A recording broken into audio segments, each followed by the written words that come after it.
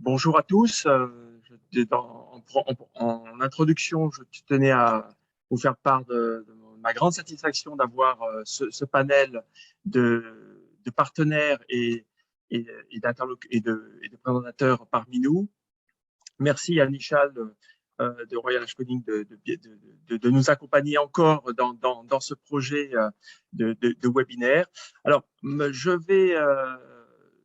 je vais introduire, je suis le premier à parler, j'introduirai le projet de présentation en 3 points. Un premier point, je présenterai Port-Réunion plus en détail.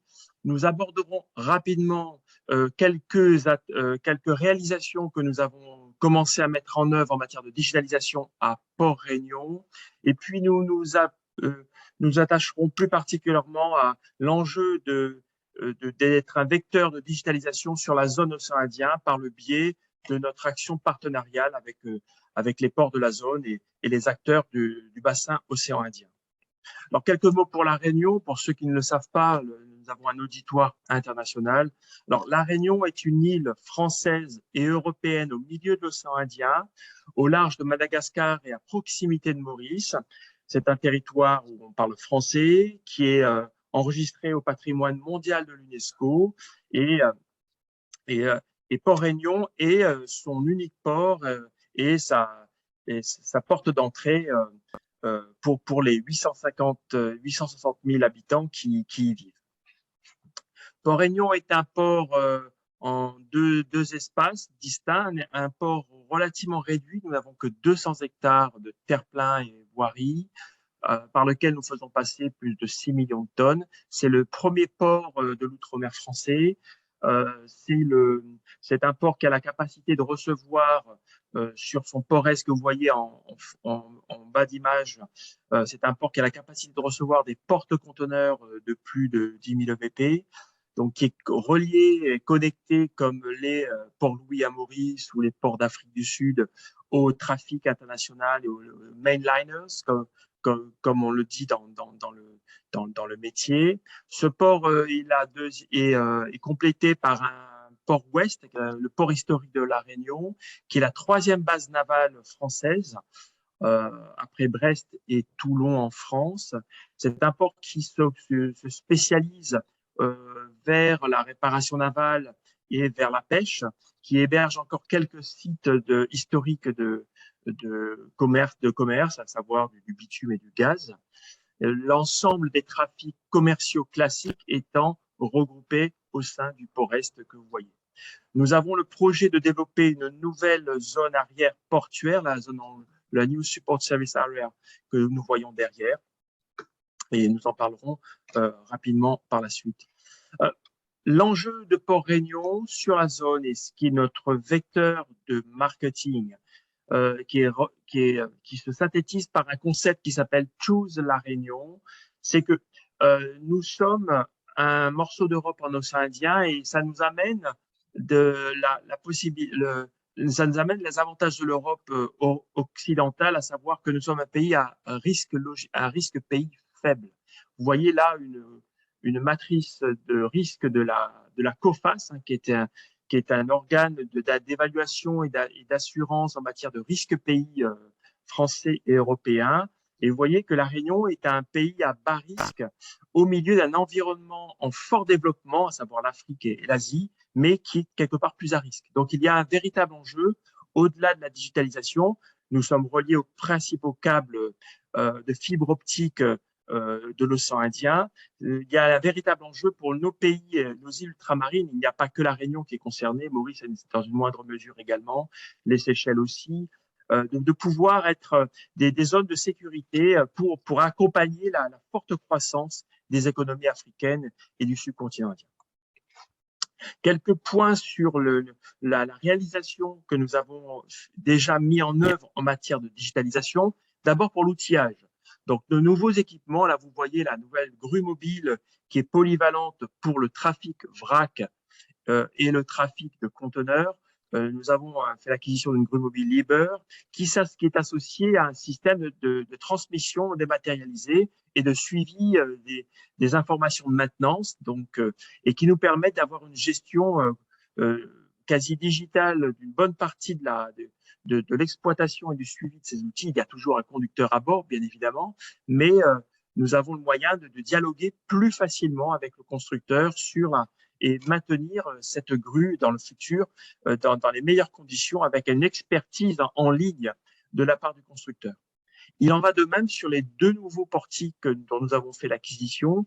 C'est des portiques HHMC avec la capacité de levage jusqu'à 20 rangs de jet de large. Port-Réunion, avec ces 2 nouveaux portiques, auront 6 portiques d'une capacité de levage qui permettront de traiter jusqu'à 5 portiques post-Panamax à La Réunion, ce qui nous place en très bonne position sur les trades Asie-Afrique. Et ces équipements également seront équipés. Alors là, c'est plus pour de l'ergonomie bord à quai, à savoir que nous opérons le déchargement de conteneurs avec des straddle carriers et nous développons avec Siemens, qui en parlera peut-être plus en détail après, un système de positionnement des straddle carriers en arrière-quai, ce qui va conduire à nous permettre d'obtenir des productivités beaucoup plus intéressantes et de sécuriser également l'arrière-quai pour les déchargements.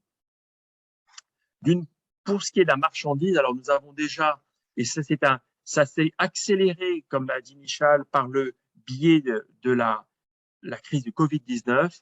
Nous avons mis en place un cargo community system performant par une entreprise de La Réunion qui a développé un système qui s'appelle CIMAR. Sa société, c'est Infoport. Et nous développons en partenariat avec Aropaport. Frédéric, que j'ai le grand plaisir d'avoir à ce webinaire, vous nous en parlera plus en détail via le logiciel S-Wing. Enfin, Port-Réunion est aussi un port qui a développé une stratégie commune avec les ports des îles de l'océan Indien dans le cadre d'une association, l'association des ports des îles de l'océan Indien, qui regroupe la Mauritius Port Authority, donc le Maurice, les 2 ports malgaches, le port de Eloala, Fort-Dauphin en français, et la SPAT, la Société du port autonome de Tamatave, l'autorité portuaire des Comores, le département de Mayotte et la Seychelles Port Authority, c'est évidemment Port-Réunion. Dans le cadre d'une association, nous portons plusieurs actions sur des axes.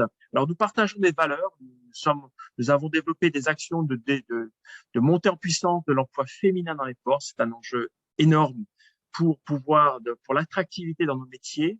Nous avons une stratégie post-Covid de développement du tourisme. Donc, nous avons mené ensemble une étude cofinancée par l'Europe qui nous a permis de développer également une stratégie de réduction du risque Covid que nous mettons en œuvre collectivement.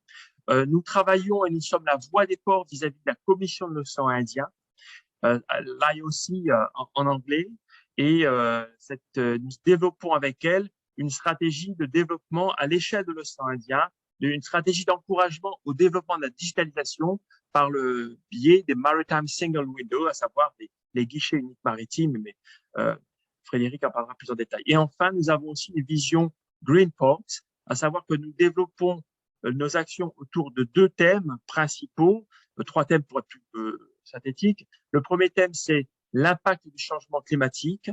Le deuxième thème, c'est la réduction, la transition énergétique des ports, qui est un véritable enjeu. Et enfin, c'est tous les enjeux des waterfront des ports et la digitalisation qu'elle va sous-entendre pour ses utilisateurs.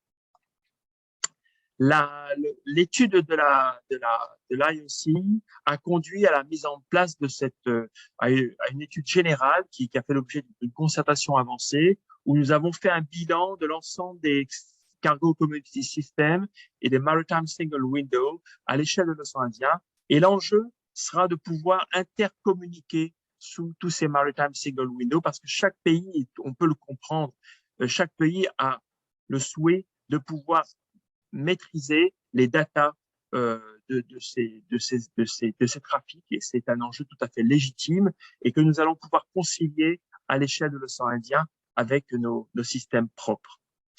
Nous avons également une action de coopération plus en B2B avec la Seychelles Port Authority autour de 2 thèmes.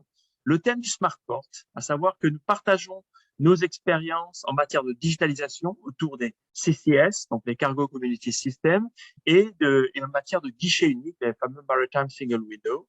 Et nous avons également une vision en matière de port vert, Green Port, sur le partage de bonnes pratiques, sur l'enjeu de construire et de mener des projets environnementaux d'infrastructure respectueux de l'environnement et respectueux des attentes et, et, des bailleurs internationaux en la matière.